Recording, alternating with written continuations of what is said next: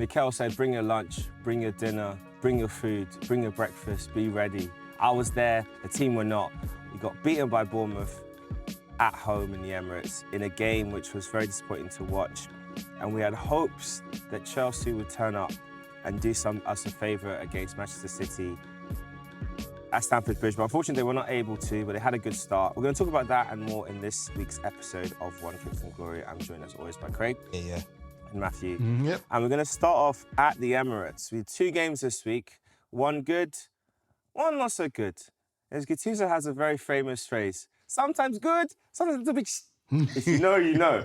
And it felt like that definitely this week with Arsenal. I want to start off talking about the game at the weekend against Bournemouth, a match which was a very early kickoff, a lot of expectations. I want to start with you, Craig. When you saw what was at stake? Obviously, it's our first game in the league in a while because we've not had many league games for a while. But we've obviously been playing a lot of football with the Champions League, FA Cup run, Carabao Cup. But how did you feel going into that game, and what did you kind of expect to see from the players? You know, I woke up on a Saturday morning, I didn't feel confident at all. It's the first time this season I felt like that. Normally I feel confident going to Arsenal games. Like, I woke up, had to go to work. I went to work and had a funny vision in my mind saying we're not going to win today. It's never happened to me this season at all. Every game I go in confident, thinking, you know what, we'll get the 3 points or we'll draw, we're not going to lose. Saturday, I didn't feel confident at all. I don't know, I just didn't feel... I think we lost the semi-final, the quarter-final of the Cup the week before against Southampton. And I felt that this game was a game where we need to pick up the points and everything. But fair play to Bournemouth. They did their job on us. They did the same tactic. The manager, Roller, did the same tactics that Pep did it to us in the Cup final. He covered his style, and it worked well. They pressed us high, gave us less space in midfield, and every time they got the ball, they were onto us like sharks. We couldn't pass the ball out of the box. David Raya made a lot of mistakes. The defenders looked shaky, and even the goal that they scored, the first goal, was avoidable. Liam didn't have to block the ball the way how he blocked the ball. He could have just cleared it out. And then you know, but I honestly thought it was a terrible performance. But what didn't help either is that the players who came off the bench as well had no impact. If you come off the bench in a football game, you're there to change the game. No one didn't change the game. And I thought that it was very hard. And it's very difficult for us to depend on a 16-year-old Max Dowman to bail us out all the time. He's only 16 years old. He's still learning the game. He's still he's a rookie. He's still learning the game. Other players need to step up. Like, you got your Martinellis of this world, the Sandro Trossards, you know, your Kai Havertz, your Gabriel Jesus. I don't know if he came off the bench. I'm not sure. Did he come off the bench? Yes. Gyökeres had a couple of chances in the game, scored the penalty, you know. So we needed more, and we didn't get it. I think we're playing better towards the end of the game. We tried to get a goal, but then, you know, Zubimendi had a poor game. He looked very tired. I think maybe he could have made a change and maybe taken off Zubimendi and brought a Norgard to kind of stiffen up the midfield a bit, get a little bit more muscle, a little bit more grit in there. You know, you had Lewis Skelly on. Lewis Skelly played all right, tried his best. Ben White had a shocking game, didn't play well at all. So it's just been one of them games. I don't know if he's injured or not confident at the moment, but he was shaky in that game. So, yeah, it's one of them games where we needed to win, we didn't win, added more pressure onto us now for the game on the weekend. So I'm hoping that we learn from this mistake and it doesn't happen again. Yeah, I definitely think there's a lot of learning opportunities from the match. I think for me, I think there's a lot I'll probably say about the game, and I'll come to you, Matthew, for your thoughts on it as well before we get onto the Champions League game, and I have a whole different perspective on that. But I think the things I liked about Saturday was the fact that it was over. No, I mean, the atmosphere was really great. I think the fans, we came in because, you know, we were told get there early, you know, be in your seats, make your noise, and the atmosphere was really good. I was sat in the posh seats on Saturday because I really wanted to go to the game, so I made that financial sacrifice to make that happen. But it was really good being there. I like club level. I could get used to it. Although I don't like, there's a few fans that are up there that I could tell that we're not normally club levelers, you know, because we were giving it large, we were making noise, and I was sat above the away fans. That was painful on full time. Some of them was giving it large. I'm not gonna lie, I felt like I wanted to get down there. I wanted to get amongst a couple of them. In fact, I was on the phone with Craig when one guy was proper giving it. And I was like, I see you outside. He's like, leave it. He's like, no, listen, no, I'm not having it. I see you outside. He's like, leave it. He's like, leave it. Okay, drop. I said, nah, he's running his mouth too much, man. I see you. I called it as well, you know. Yeah. I called it after the game. But yeah, I think atmosphere-wise, we started really well. Like, I can't fault the fans for the singing, for the noise. But you could just tell that something was off with the team. And like you were saying, Craig, I think we just didn't have enough energy and purpose with some of our playing. It was very laboured. And, you know, Gyökeres on another day would have left the game with 4 goals. Because the penalty he scored really well. He had the offside goal, which the pass should have come earlier to him. He had the chance later on in the second half where it got blocked out for a corner, and then he had one which he scuffed wide, which would have been the equalising chance, which he... The one was in the centre of the goal. Yeah. And it came out to him unless it was curling in. Yeah, and he fell over. He skied over the bar. Not the one he skied, the one after that. When Okay. we was breaking away, he was free on his left foot, and he shuffles it back onto his right foot and goes to place it and places it wide. And on another day, that would have been his 4th goal in the game, and we would have been happy and laughing. But fair play to Bournemouth. I mean, Alex Scott's goal, the breakaway from, I think it was Gabriel, just to play it long, got blocked, got cut out, and then they just broke really well. And it was just a brilliant finish. I can't knock Bournemouth for what they did, because they didn't really... And even saying that, they didn't really offer much of a threat. They just hit us on the break. And we were just didn't do enough. We were too cautious, we were too slow. Everything was slow. Throw-ins were slow, passing out was slow, everything. It was like Arsenal decided to just download slow mode and play it on like, you know what Wenger would say, the handbrake on. This wasn't the handbrake on. This was the handbrake on and your car's not even in gear. Of course you're not going anywhere. So it was really painful to watch. I guess for you, Matthew, when you look at a game like that, and obviously in the bigger conversation around the title race, and we have to remember it's still a 9-point gap between Arsenal and Manchester City. And as much as we could have extended it to 12 if we'd beaten Bournemouth and then put pressure on them in the game against you. But it's still a 9-point gap between us and them. So we've got the big game at the weekend, and we'll talk about that a bit more. But how do you look at this result in relation to the title race as a whole? Can you chalk it down to just being a blip, or do you feel like it's maybe indicates bigger problems for Arsenal? If the result if the result in the next game doesn't go your way, it's more than a blip. But that being said, if this has been you said it yourself, this has been a very strange pattern of games from a last league game you have to where we are now, because it was been a very, very long time. You had the international break, then you had the Carabao. The Carabao Cup final was before the international break. You had the international break where lots of your players didn't play. Then you had the Champions League. Then you had the game, and then obviously you had the game yesterday. That's a very strange set of fixtures going, especially, like I said before, a lot of the guys didn't play for some amount of time. So you could chalk it down to the fact that and considering your squad is so much bigger as it was before, obviously with sort of injuries, it's just getting back into that swing of things where the league comes back with a ton of bricks, and sometimes you just aren't ready for it. You look at any title chasing team, there's always going to be that odd one result where it doesn't go necessarily the way, and hopefully after a couple of games they're back to business. You proved that last night, which we'll get to anyway. And especially because it's a World Cup year. It's a World Cup year, and the World Cup year is coming.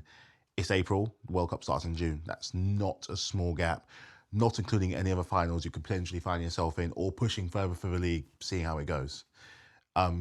This was just one of those games where, look, it's a 50-50. For all the times they could have broke on the break, it couldn't have worked.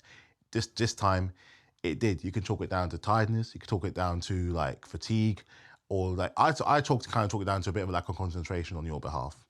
You just weren't as ready or as sharp as defensively like sound and dependable as you used to be. But credit to Bournemouth for what they had to do. They still had to do what they had to do. Their second goal, again, was just really, really good, and not something that you'd expect, considering how good your defense has been, for them to just pull it off, and yet they did, which is something that I would love our guys to do. But hey, look, you won't know until that second game back from the international break, because we haven't even got there yet, which is quite bizarre. It's been 2-3 weeks since we've been back from the break, and we've only played one league game. So to And this is the business end. This is officially the business end. You've only got a handful of games left. So, and with that one coming up at the Etihad, big one, you better hope that that game against Bournemouth, that Bournemouth game was just a blip and not a sign of, because the final, the quarterfinal, yes, he got through in the Champions League, but this one this was much of a harder, you had to work harder for this one. So Sunday's going to show a lot where the players' heads at. Yeah, I think Sunday, we know Sunday's a pivotal game, and it's really gonna. I think it will settle things one way or the other. But for me, I was really encouraged by what I saw at Sporting yesterday in the home leg, second leg. Loved being there. I think it's one of those games where it's like I remember Mikel said in the pre-match press conference that he identified 3 things he's going to change in the game next match.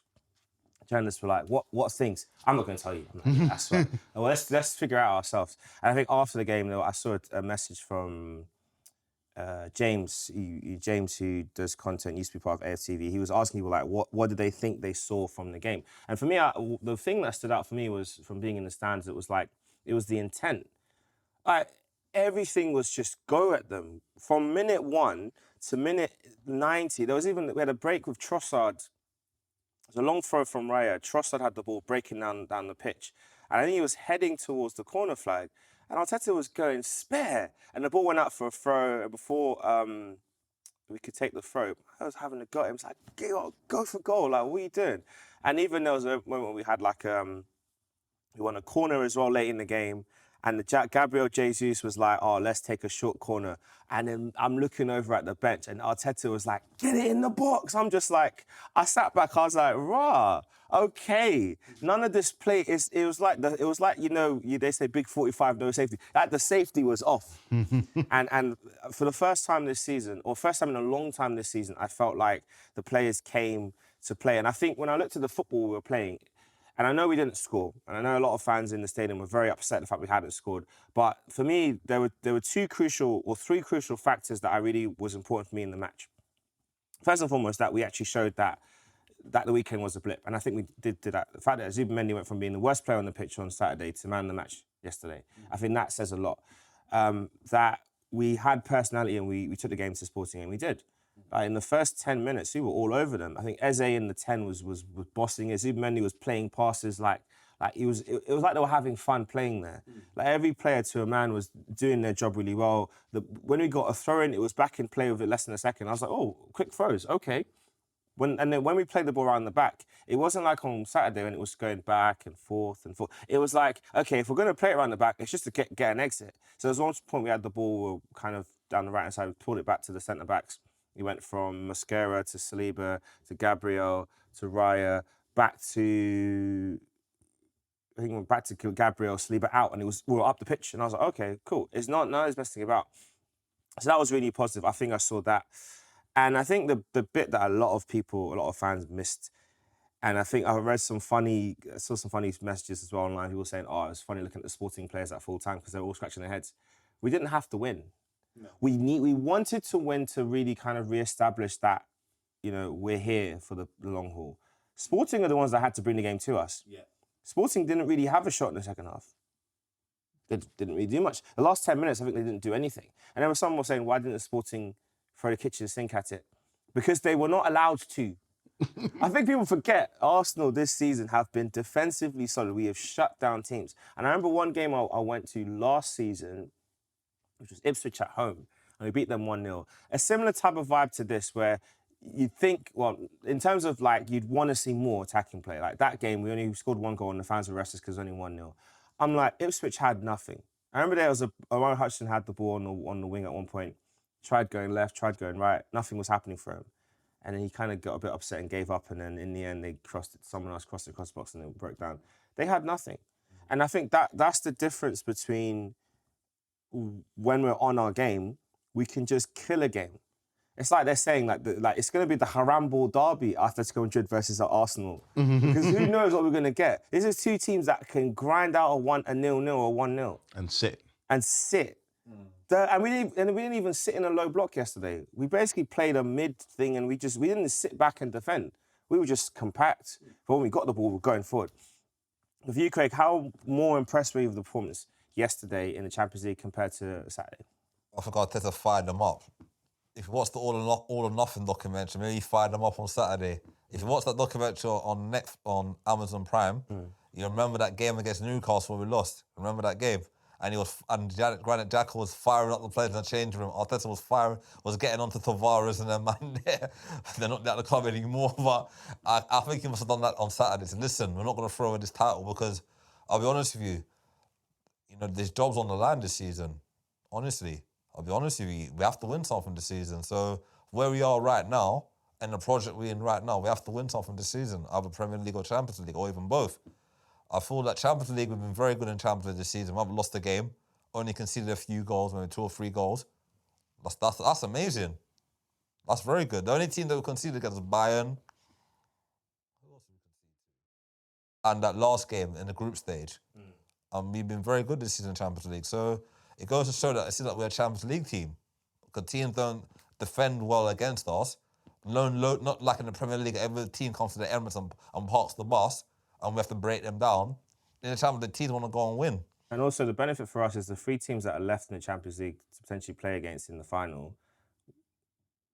But the 3 teams that are left to play, they're all teams that we've played this season. Atletico Madrid played in the group stage, same with PSG and Bayern Munich. No, PSG last season, but Bayern Munich this season. Yeah. So we know what to face with those 3 teams. We understand what they're about. We've beat Bayern, we beat Atletico Madrid. And obviously I want to get them back for Wenger's final season. Big time. Big time. Big time. In fact, if it's possible, I want to be at Madrid. I want to be in the Wanda Metropole. I want to be there. If it's possible, I will be there. I will witness Simeone's tears. I'll look at Griezmann, I'll be like, dance now, dance now, dance now. You were dancing at the Emirates a couple of years ago, dance now. I like Griezmann though, to be fair, but I will be saying that. But yeah, like you said, and I agree, I think definitely was a much better performance. And I think one that sets us up nicely for the game at the weekend. And on that note, Matthew, we are going to talk about Chelsea and, of course, your horrendous game against Man City. But off the back of that, how do you see... I know we did our predictions last podcast about the run-in, but in light of what's happened since, how do you think the game's going to pan out? What do you think is going to be like a key determinant for which way it's going to go between Arsenal or Manchester City? You got to take the energy that you had against Sporting yesterday. You better damn hope it's there against Manchester City, because Sporting were just like, it's almost as if they realised until 5 minutes they had to try and do something. And also then again, you didn't give them a chance to do so. Whereas with Man City, the gap is big, but it's not like impossible. And they're going to be realising that they're out of the Champions League. Still got other things they can go for. And if Pep is to kind of go, they're losing... The dominoes are slowly falling. Bernardo Silva's going, has been a great 7 for them. De Bruyne went for them last year, another great 7 for them as well. Little by little, their kind of stalwarts are kind of falling. If Pep were to go too, that's the last big kind of domino as well. And, let's not forget what's potentially lingering. So this is the club who's right, we're going to go ahead and fight. Let's just ignore that. And let's pretend we've got nothing to lose right now and just keep on going. But it also depends on how you approach and come to this game, because as we know with Manchester City and the long game, this is what they love. They like it there. And to dare to say, they're good at it. And it's any team or any club that knows patience and building and just pure and utter frustration and playing him off the park, it is indeed Manchester City. So it's going to be... I couldn't even give you what a result could be right now. It all depends on the approach that kind of you give. In a great 0-0 yesterday, sometimes you can have a good 0-0, you can have a boring 2-1 match. It can happen. It just depends on, what is it going to be? Is Arteta going to get one over his former boss, or is Bernardo Silva going to haunt you guys again? We'll all find out on Sunday. So this is going to be more fiery than the game you had against them last year when you were winning, and then he scored that last goal. This could be more, because just because at the time of the season that it's at, this is at the tail. This is your last hard game. If you get what I mean. So whoever wins this game, if you win, it's done. If they win, it's going to... It's going to drag, yeah. It's not done, but yeah. It's not done, it's momentum but shift. the momentum will kind of swing. So, for your sakes, let's say that the game you had yesterday, let's hope it wasn't just thing. You take that energy to Manchester. Yeah, and just one last thing on the game yesterday. I think one point as well that a lot of fans around me in the ground, like, I know they were cool, but I think a point that a lot of them were not really taken into consideration in spite of how we played and really determines how we played is the fact that we have a massive game on Sunday. Like, if we didn't have Man City at the weekend, we would have probably pushed more to get another goal. There was a point in the game where I could see, actually, it was a point in the first half, we had a breakaway, the ball went to Noni Madueke, and like, he had acres of space to run into. And he started to run a bit, but then he kind of slowed down he slowed the play down to get his teammates back into the pitch, played it inside. Fans started groaning, oh, come on, mate, there was green grass ahead of you. And I was looking, thinking, yeah, I said to the guys, I said, yeah, but you know, he's had his left knee strapped up from the warm-up. He's wearing a brace on it. Maybe he might have something. Then he had a tackle in the second half when he went down. He's nursing it just a little. And he got that knock in the second half, where 50-50 collision, gave away a foul, and in the end, they had a set piece after that, separate from the foul. It was down for ages. It came off for Darman at that time. And I was like, yeah, I said to go, look, it's the same knee that he was strapped up on. Obviously, they're saying that he might be okay for the weekend. They're still going to do some tests around it. It doesn't look too bad. But I just felt at points in the game, like, you could see the players were just being smart in managing themselves. We were still trying to get goals. It wasn't like, let's throw the kitchen sink, because we don't need to. But we still tried. And Jesus could have scored a jinky-jink classic at the end, but his range was out. But for you, Craig, I mean, obviously, one of the other things as well people forget about the Arsenal-Man City, the game earlier in the season at the Emirates, is that they parked the bus.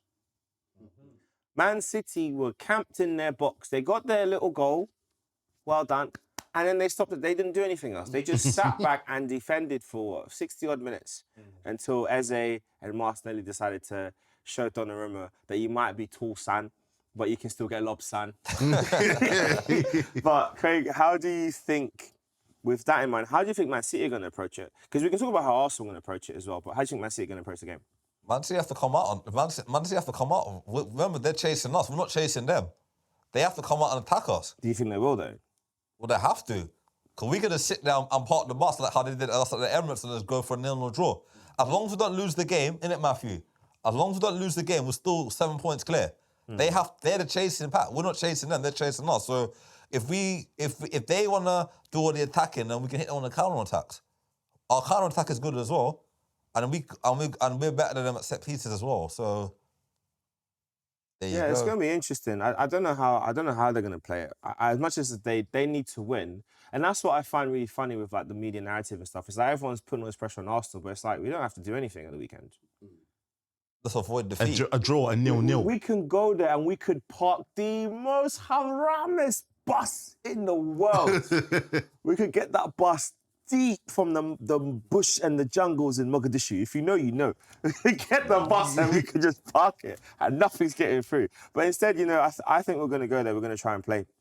I think we're going to try and play because we beat them 5-1 last season at home. Like you said, the game last season at the Etihad was 1-0 up for a long time. We just couldn't hold on. I do not mind a 1-0 to the Arsenal. I don't even mind if it's the dirtiest, scuffiest, Gabriel Jesus, Gyökeres, Gabriel. I don't care who scored. Donnarumma on goal off the back. It could just be, even Haaland own goal off his ponytail. I don't care. I'll take it. 90th minute, yeah? Even first minute. It could be the first minute. We get a set piece, whip the ball, and he tries to head the ball out and goes into the goal, and that's it. Nothing else happens the rest of the game. I don't mind that. But for me, I just think, it's like Henri said as well, it's like it's time that we show them. It's not even for our own sake.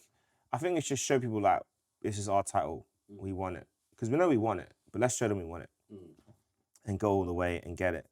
On that note, I do want to talk about Chelsea because I do feel like your BS season is being swept under the carpet and it's been ignored in the wider football world. I'm not, obviously the fan base is different because I think a lot of Chelsea fans are just probably sick of Bluco and really want Roman back. And obviously I know John Obi Mikel's probably crying in his cornflakes with his fake American accent about how things are going. But like, from your point of view, Matthew, like, and I know last episode we talked to you about summing up the state of play with things with Liam Rosenior and how things are going, but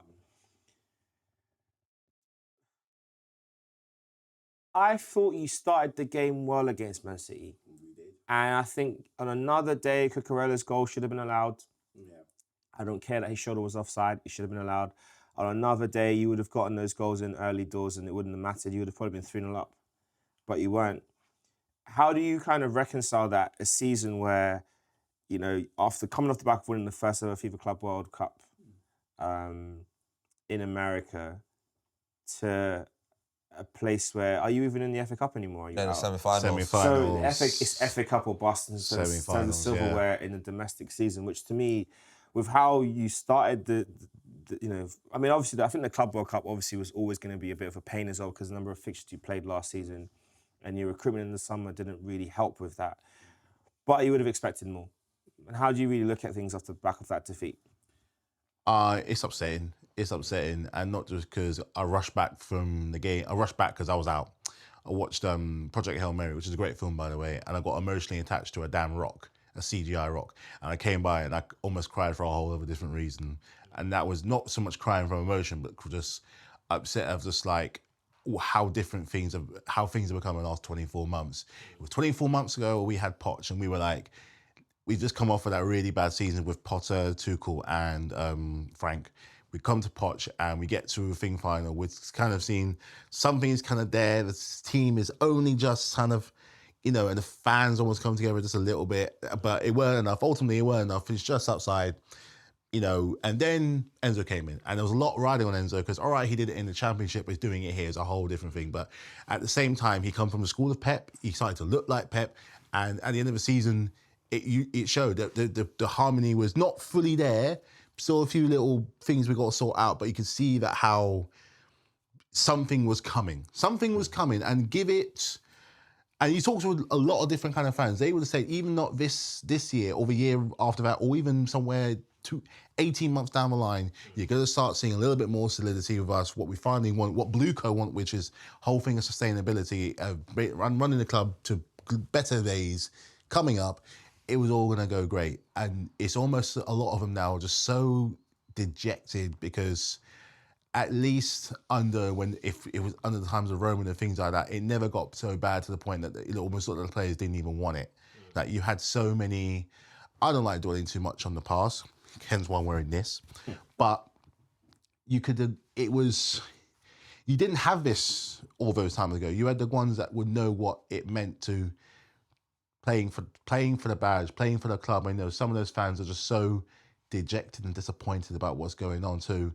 They were complaining about how a lot of them just can't get in. The real proper fans can't get in anymore because they're just kind of almost priced out. So quite frankly, what goes on in the pitch doesn't matter because they can't get there.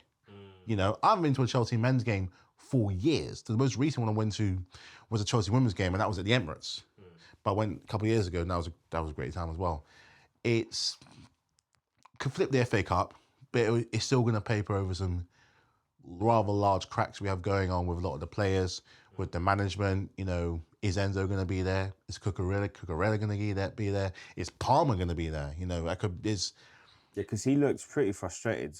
And I feel it because all right, we've had the time where we haven't played with him because he was injured, and we started doing okay without him. We were trying to like manifest around when him not being there and doing well. You know, we still got some bright sparks and Esteval being there. Some of the other young guys, Achampong, I really like him as a player, I really do. Chalobah was coming back a little bit as well. You know, and Sanchez is our number one. That's just how it's going to be. But it's dejection and disappointment and just like almost apathy a little bit of apathy, which is not, you don't necessarily want for your club, but when like so much the soul and things that's been kind of pulled out, it's just what we're supposed to do. What do you want us to say? You know, it's just sad. It's a little bit sad, really. You know. Yeah, it's sad. Depends on who you are. You're fine. I mean, it could be, but then again, it could be worse. It could be worse. It could be worse. You could be Tottenham looking at relegation to the Championship. They're going down.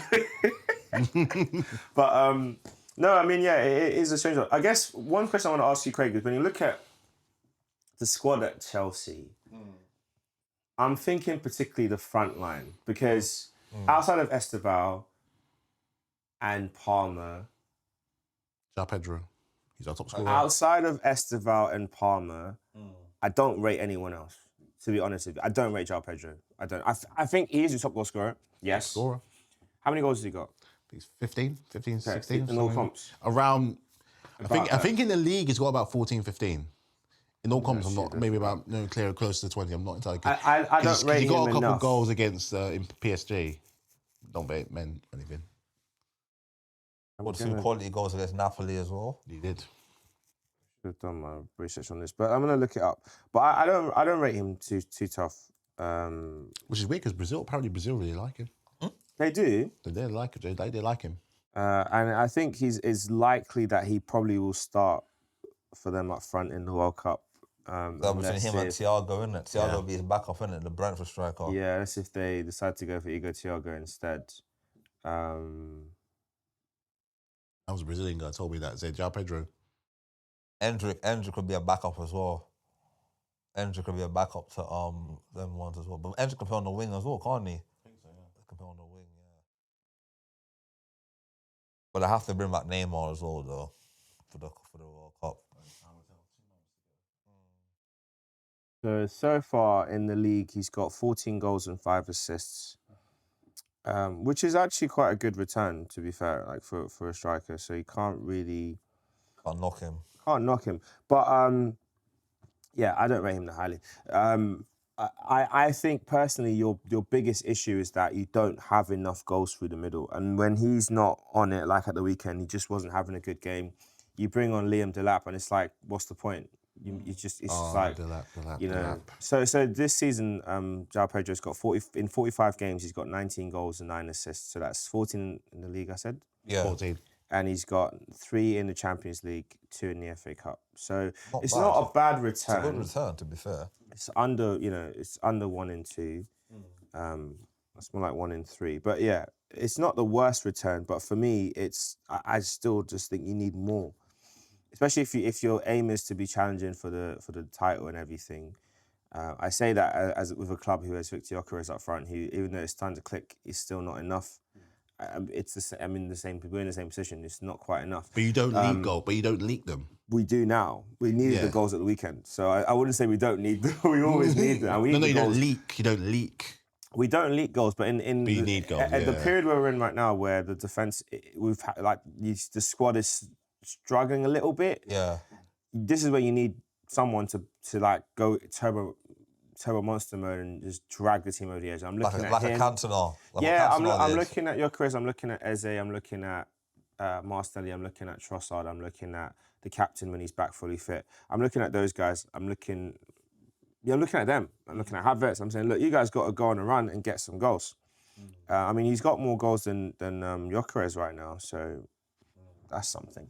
But yeah, I do think that is a position that needs to be addressed. I think definitely a centre forward. You need to probably, I'd say get someone to complement him, or maybe someone that will relegate him to be second choice. I know who they can use.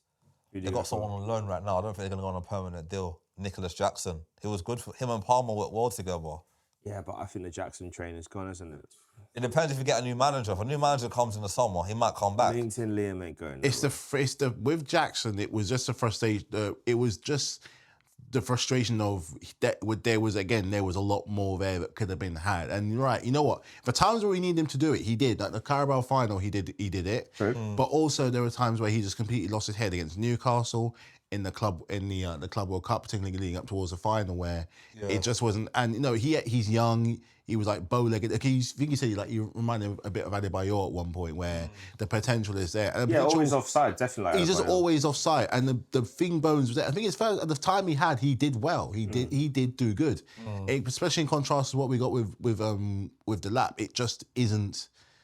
I don't know. I think he got his striking abilities from his dad or something like that, but I didn't even get his throwing ability. So there is. I don't know.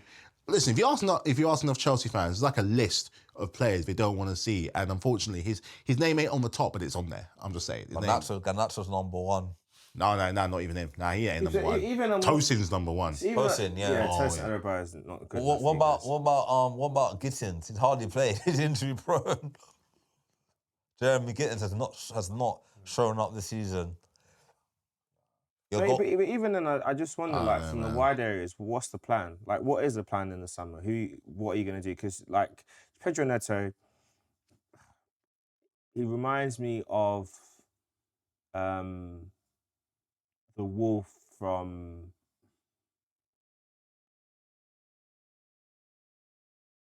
Little Red Riding Hood, but I don't think that. I think that's probably Big Bad Wolf. Very, very harsh. He just huffs and puffs, and the house might get blown down, but it might still stand. But he can do it. That's the thing. He can do it. He's got that direct and drive that he can do. But I don't know whether it's Liam's just got it out of him. He just doesn't have the confidence, or is his fitness? I don't know. But it's just not enough of it. But you know how the art of the winger in most squads now is mostly been made redundant because they're all part of this systematic play way they play anyway. So the days of watching them barge down the channels, which they can do, and I'm pretty sure that they do, but they don't do at the risk of, even as a case of losing possession. Because if it takes them 80 minutes to work a pass to get a goal, that's them being successful. But if they keep bombing down the channels and getting for nothing, it's like a lose-lose battle. They're not going to be happy either way. But at least, look, I've always said there's a way to lose games, and I'd rather lose trying than losing and sucking. So remember when, case in point, when City beat Man United 6-1 at Old Trafford, they lost for trying. They lost for trying. And that's why they weren't really too mad, because, they put 6 past us, but we tried. Yeah, that's true. We stuck to our thing. I don't mind, losing, but it's like when we played you, when we watched shot at the Emirates for the Carabao semi-final. We didn't get a wiggle on until about the 84th minute. At that point, we're already goal down. We're already down. We need something going. We need some bit of, like, you eventually saw it. We'd like to see it too, where it's just a bit more scrote in your thing, man. So there comes some matches where you just got to force the issue a bit more. And there's some situations where you want more from your players. And just play a little bit. Just take it. Well, who was I watching? Oh, I was watching the Man U Leeds game, and Leeds had a chance. And you could just hear the frustration in the crowd where, who was it? And they could have had a crack, but he didn't do it. He passed it. I was like, mate, I'm frustrated for you guys. Obviously, you guys won. But I'm just like, and this is a problem I keep going on with, where it's like, you're already winning. You're probably going to win anyway because Man United weren't the best. It's just like, come on. And I think that's just not just a problem for, it's a problem. It's definitely a problem that we had, where we're just kind of, I know we're looking at Palmer or even Esteval to kind of do that, but we're not going to do it with Esteval because he's still young and they're protecting him for the World Cup. And it's not going to be Palmer because it's just one of those things where if it ain't coming from him, where does it come from, sort of thing. So will he be there next season? Because there's a lot of smoke out there. Not smoke. I'm going to stop. There's not smoke. I saw a couple articles, a couple tweets from some people saying that he's a Man United guy, and maybe I heard that as well. I've heard that too. Maybe that might be a play for the summer. What do you think? I feel like he'd be foolish to go there. He'll be foolish to go there, but this is also Man United that will pump that for the money, and they're the ones that are crazy enough to try and make that bid. Then again, they took Mount from us, but that was about the money. I think with Palmer, I think ever since his role has slightly changed and he's just carrying a few knocks and things like that, I think it's kind of slowly keeping up with it, catching up with him, which is a shame because he's young, especially playing the England squad in 2024, saying having a pivotal role there as well. He will probably more likely going to the World Cup this year as well anyway, even if he doesn't play that much. Oh, and I think on a more personal level, I think he's missed out on players that he's loved playing with have left. He didn't mind playing with Jackson, and he also liked playing with Nonny. They're like good mates as well, and then he's gone. And it's just almost as if it was a similar thing to when Liverpool, when they lost Trent and Salah, and just looking for someone that's just not there anymore. It's like a loss, just looking lost and having to retrain how you do things because he's not there. And it's just like, they can't have that kind of play off of each other anymore. And And I think, and that's not necessarily the fault of him or even the other players. It's just a case of, almost rewiring how you do things. But it doesn't help when the guy up top has completely different ideas. Enzo and Liam have very different philosophies. They're very different philosophies. So you can call it a transition of things. Liam very much has how he wants them to play, and it's going to take time. They're going to get used to that. But if he can't, at the bare minimum, if he can't get us in the top four, which I hate saying that phrase, or even flip an FA Cup, then. I'll ask you a question, Matthew. Do you feel that Chelsea have gone backwards this season compared to last season? Do you think we've gone backwards compared to how well you've done last season in the Conference League, and you guys won the Club World Cup and you guys got top four? Do you feel that Chelsea have gone backwards this season with, like, player-wise, manager, playing style, expectations and stuff like that? We're going in circles. We're going in circles because nothing's actually moved. We're going the same kind of repetitive cycle we're going through when it comes through to management and players and this and that and the other, where for all we know, next year we might do a madness. And then the year after that, disaster. It's just a constant circle. We've been here before. Roman wasn't afraid to chop and change a manager if he didn't give him one. He fired Mourinho twice. That's true. He fired Mourinho twice. He weren't afraid. And Blueco it's almost as if they're looking at it and boldly, see if it can work. However, you're Blueco, you're not Roman. The story behind you just doesn't have that kind of gravitas as it did when he came over, when he was meant for Spurs, and he bought it off one other mad owner to another mad owner. These guys aren't even mad; they're just baffling. Roman was at least mad, but that madness came with results. There was literal method in his madness, and it worked. This lot here is just baffling. And that's not necessarily a good thing, because we're all confused. You're confused. I'm certainly confused. And the players must be confused too. So it's just like... Some of the signings as well, over the signings he's done over the last couple of years have been very baffling. I think the best signing he bought was on Cole Palmer, was a good signing. Caicedo, Esteval. You can argue Enzo Fernandez. Enzo Fernandez as well. Cucurella's been a good signing for you lot as well. The rest of them, João Pedro's been a good signing in a way because he's done well for the season. In terms of return, yeah. Yeah, but I feel like you guys seem to have gone, like, you bought in Garnacho, who's a bit of a troublemaker. Everywhere he goes, he seems to be causing trouble. Doesn't seem to settle well at clubs. Does well, then he goes off the boil. Always on social media, always complaining, always that. So I feel like he hasn't really lived up to expectations. You got players like Gittins who struggled this season with injury Really and struggled, form. yeah. Tosin hardly plays. That's a good thing. Reece James has been your best right back this season. So when he plays well in midfield, does well. And you know what? He can't stay fit. Him, I feel so sorry for him. I feel so sorry for him because you can tell he loves this club. He loves this club so much. And Proper Chelsea. He literally like proper Chelsea. Like you can name the players that are proper Chelsea, and he's definitely kind of like one of them. And one of the other ones we've had probably recently, even though he was there for a short time, was Thiago Silva. Another one that was just proper Chelsea and just got the club. He got it. Yeah. And Reece James is probably one of the few that does. And I feel like if he never got injured, it would have been good to see him against City the other day because he would have helped that team. Wherever he's always up for the game. I remember when he played us a couple of weeks ago at the Emirates in the league game, and he scored that corner, and got the corner that hit off Declan Rice and went in. The way he was celebrating, like he was firing up the players, like so. He's like one of them kind of players where you need him to stay fit, but he can't stay fit. And he's just again, he's be another one going to the World Cup. He'll be another one. But one thing that we really miss, Colwill. He's been out all season. Levi Colwill has not played a single game this season, and we miss him a lot. He's another one. He's another one. He's another one for the future, another prospect. Colwill and Chalobah at the back. That's a good form. That's a good partnership. But that's better.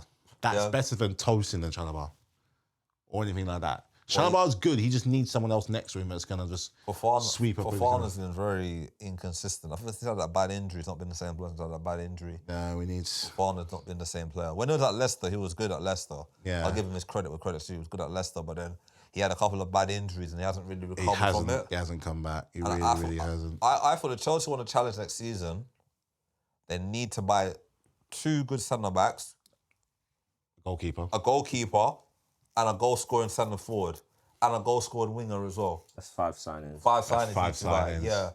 And I feel like you need to ship out some players who are not pulling their weight as well. I think we can. If we're good at buying, there's one thing we're good at is selling. But it depends on who, people will go. And clubs will know you're desperate to sell, so they'll Yeah. lowball you with offers if they really want. Bloody hell, they'll So, take it. So Yeah, Blue Never Care a have dull- to figure something out. 'Cause never it a dull can't moment. continue. It can't continue how it is, and yeah, they got to figure it out because ultimately this isn't really good enough for a team that are supposedly a big team. This is not how big teams perform. So you guys got to figure it out and fast, or don't. I mean, it doesn't bother me. You can keep wallowing in mediocrity. You, Man United, Tiny Tots, you lot can keep being crap. It doesn't. I'm happy for it, and we want to add Man City to that list. You lot can join them. Liverpool, keep going as you're going. You're doing great. Doing absolutely great. It doesn't bother me at all. But yeah, I think that's what's going to be important, and we'll see how things go. I think we can call it there actually. Although maybe just as one final thing, Manchester United, they had a month to prepare for that game against Leeds at home. Yep. It's embarrassing. Do you think, Craig? Do you think the Carrick trainer's done, or do you feel like he should still get a chance at the end of the season? Because obviously that is the other big conversation with Man United. One is, obviously the performance was just diabolical for a home match. Certainly had so much time to prepare. That's not me downplaying Leeds. Leeds, thanks, bros. Great game. Great Thanks, performance. bros. Love you guys. Great Did the result. job. And that should keep them up. That's the thing. That's also, you see, that's the other subplot with all these games. All the teams that are there and around that bottom 4, bottom 3 area, every time they perform, that's another nail in a Tottenham coffin. The funny thing is with Leeds, Leeds have done well this season, to be fair. I know we beat them twice, but they gave us a game out, some of the games. If we didn't score goals early, they could have come back into the game. We really had to dig into getting them results against them. If we played them now, I think we'll struggle against them. We played them at the right time when we played them. We have to do to win the game. Yeah. But I feel like with Man United, Carrick, I don't know, man. Carrick has done well for them. He's revived the team, the club. He's revived the club since coming in from Amron, where they were when he started and where they are now. Most likely they'll get Champions League football, but It's worked. is he going to be the man to bring in the right players in the summer if he's backed with money? That's the question everyone wants to know. Is he going to buy the right players? Because the Man United DNA of the last couple of years where they've struggled, I'm not going to say Ferguson anymore, but they've struggled, they brought in the wrong type of player that don't fit in the Man United system. They brought in Anthony for big money.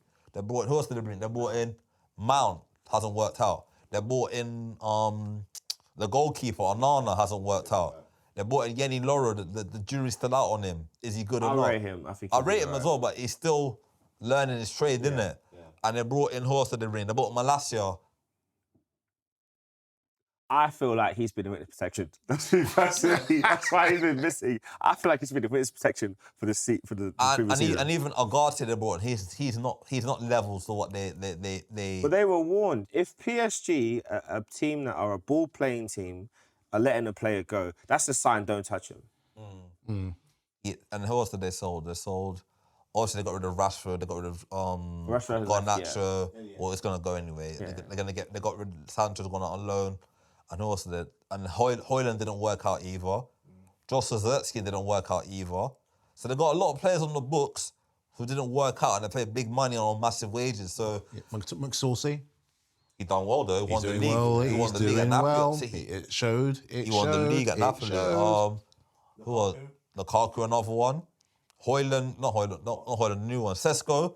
The jury's still out. Yes, he scored a couple of goals here and there, but you expecting more from him for the amount of money you paid for him as well? Yeah, I for Sesko, the amount of money, yes, but I think with Sesko, it's always a longer-term thing. So I think next season we'll see the best of him. I've always said with him, judge him more by next season, to be honest. In as much as, and that's why when it came down to for Arsenal between him and Gyökeres, I was more inclined for Gyökeres for the here and now.